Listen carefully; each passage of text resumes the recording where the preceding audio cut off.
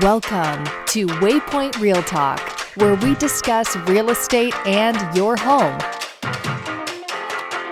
Let's get started with your hosts, Aaron Shishilla and Austin Hines.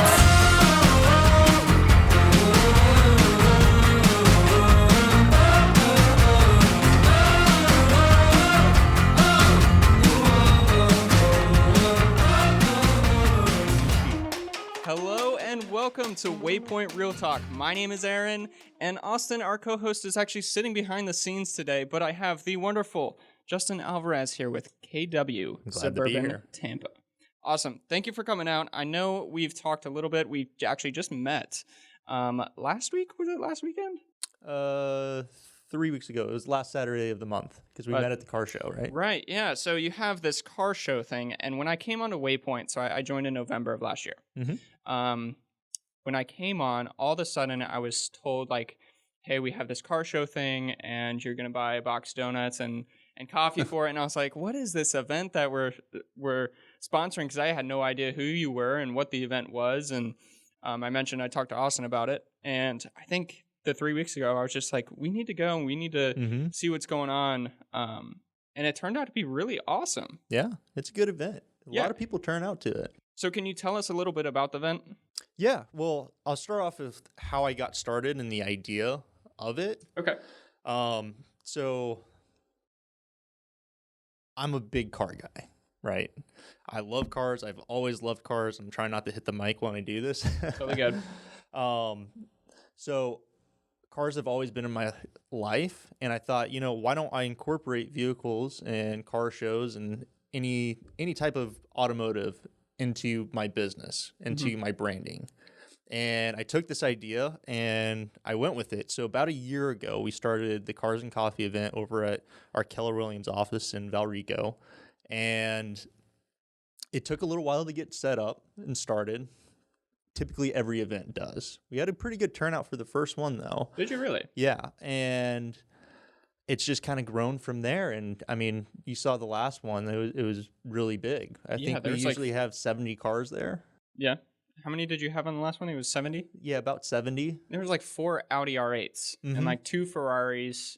I don't know if you had any Lamborghinis when I was there. Did they show up later? No Lamborghinis, some McLarens, some really good classics, pretty much everything. That's pretty crazy.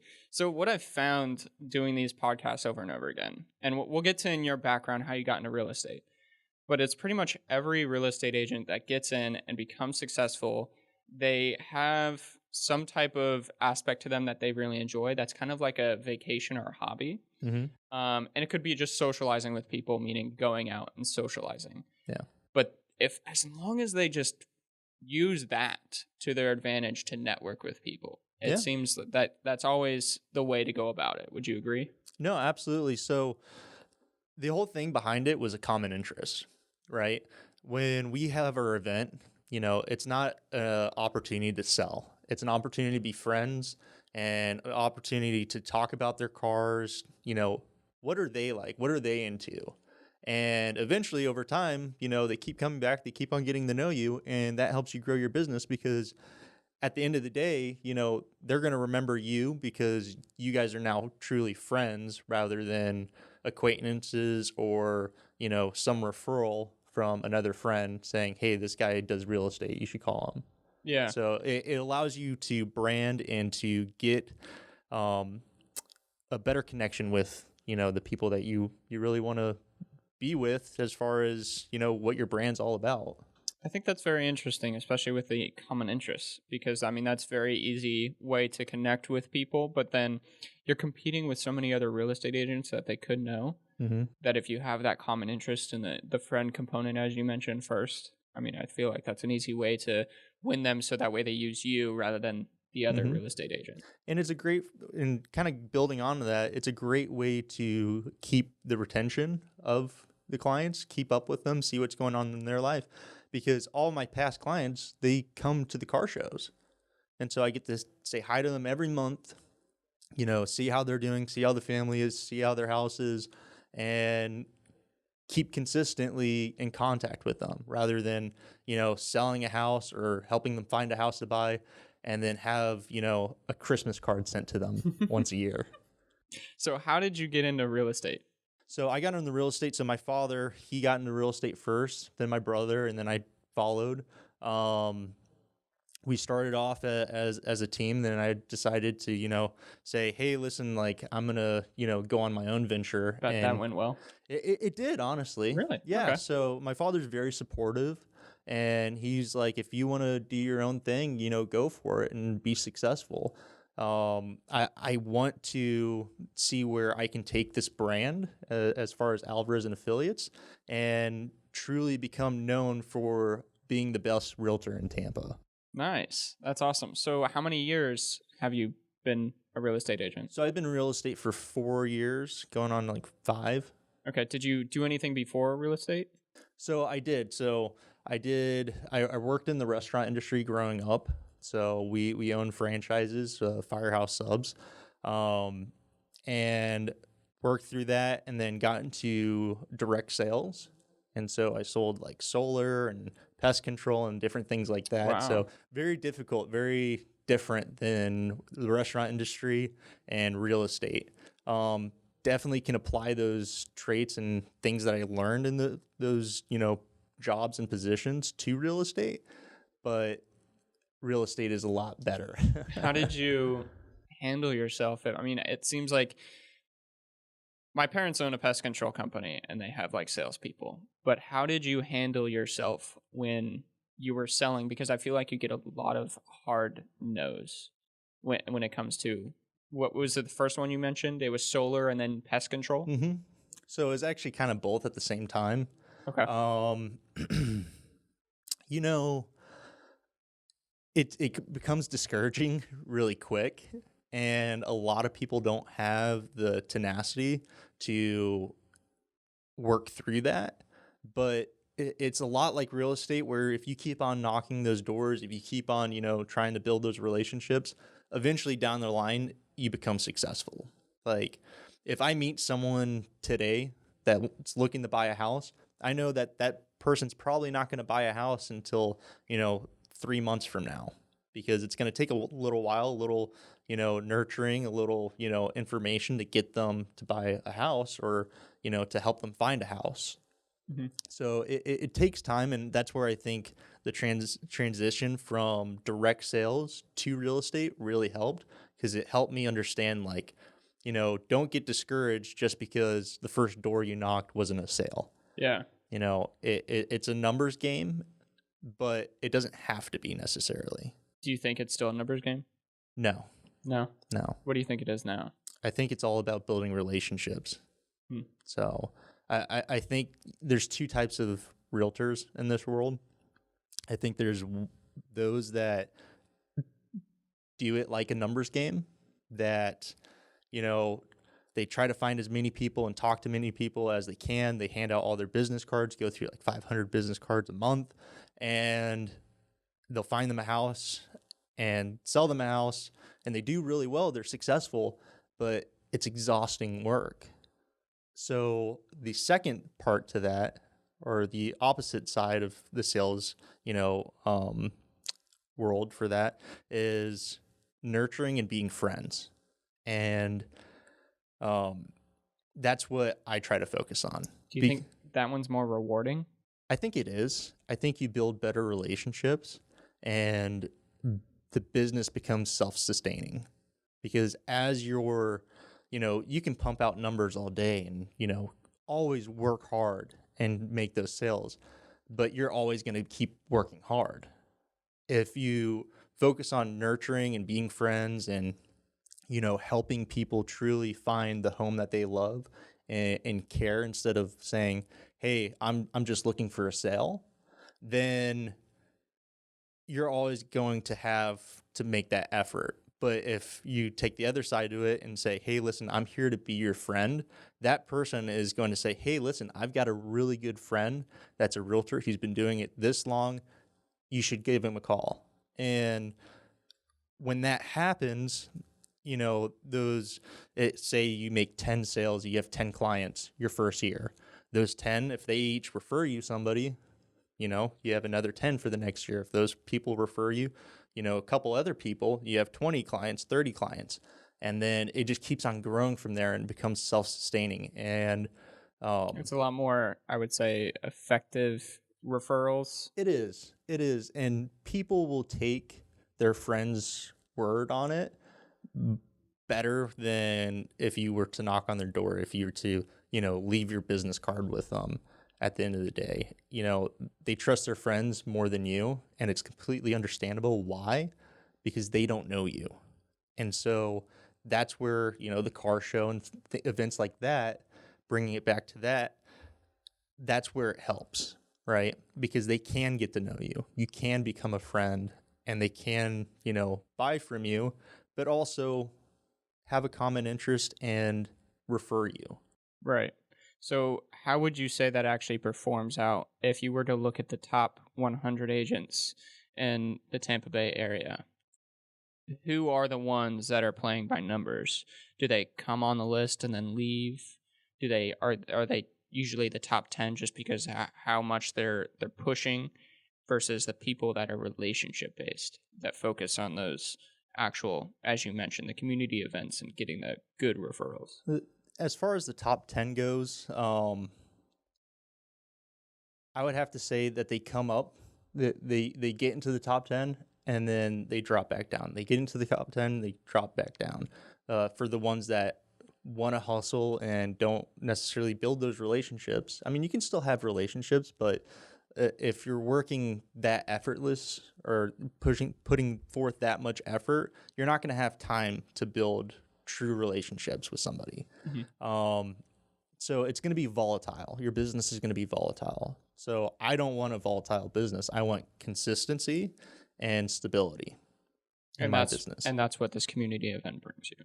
Exactly. And others. So this is my event, but I also participate in other events as well. What other events do you do? So for example, there's one in Lakeland called Croc Fest.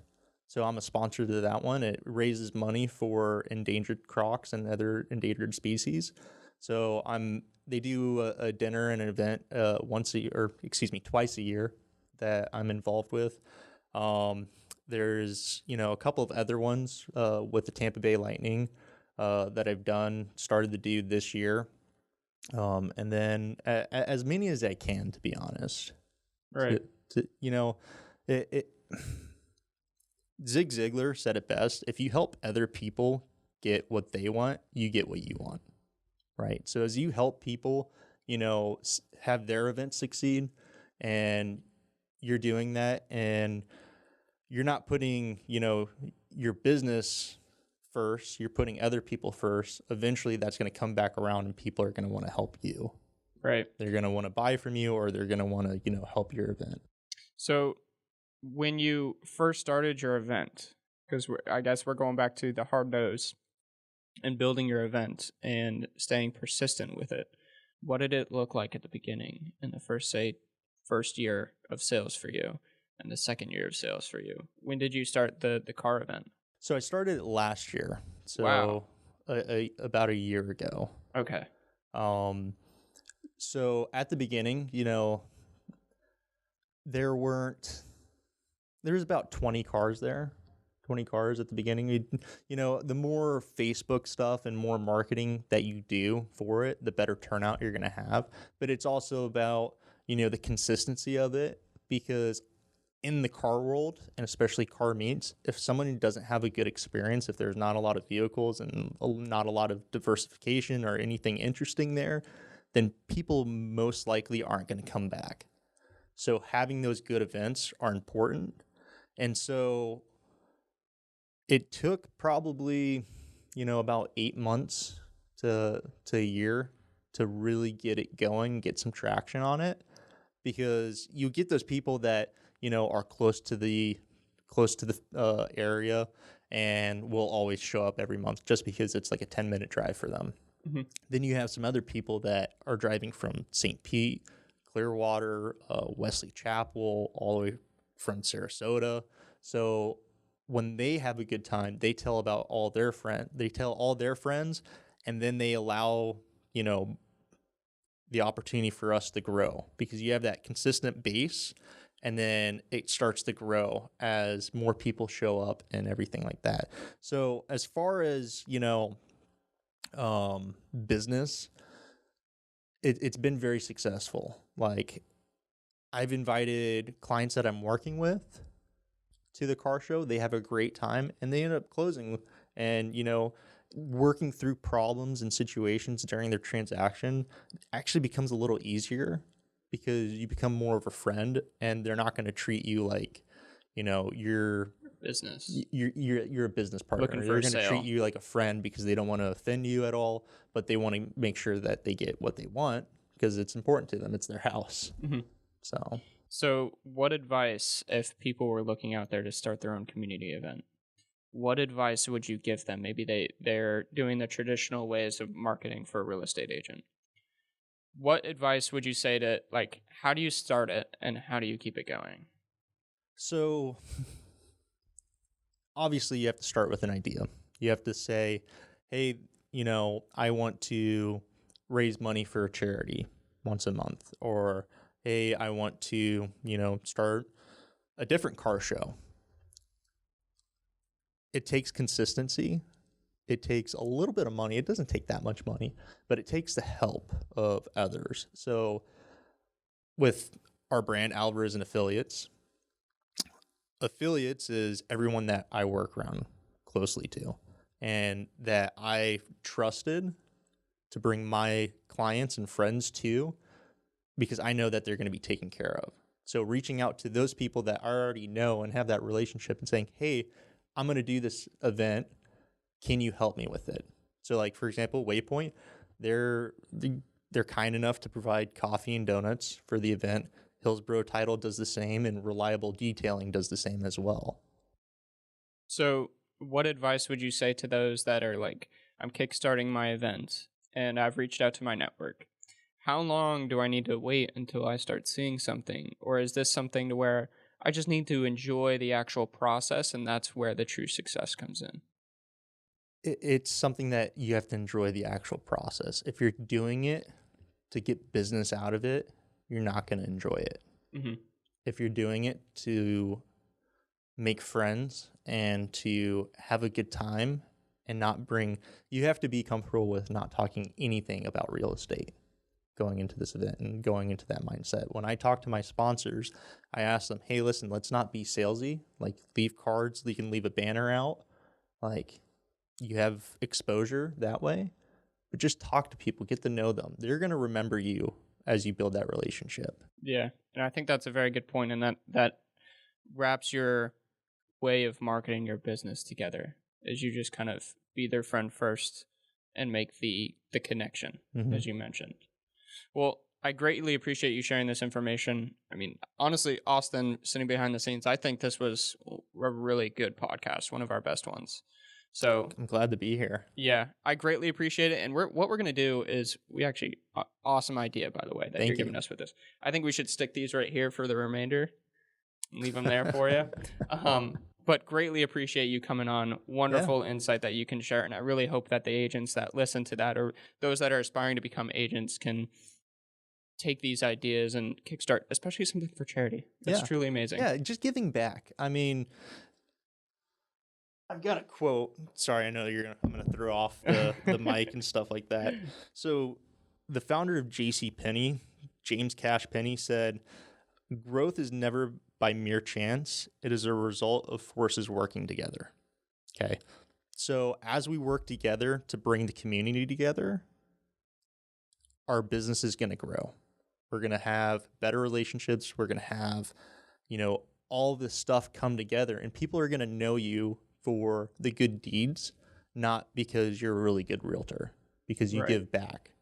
Yeah, that makes a really great point. Now, concluding here, did you have anything else that you want to announce? When's your Cars and Coffee event? So the Cars and Coffee event is actually this next Saturday, July 25th, from 7:30 till 10 a.m. Coffee and donuts will be there. We have hand sanitizer stations. We social distance as best as we can. I'd like to shout out the sponsors. Yeah, go for it. Waypoint, Hillsborough Title, Reliable Detailing. If you guys have any questions, if you guys have any friends that would like more information about the car show, reach out to me. We'll leave your information below and your Yeah. Instagram. We'll probably connect all that. Does that work out Yeah, for you? that's perfect. Awesome, man. Well, I appreciate you coming on. Thank you so much. Thanks for having me. I'd Yeah. be glad to come back again. Yeah, we love it. All right, man.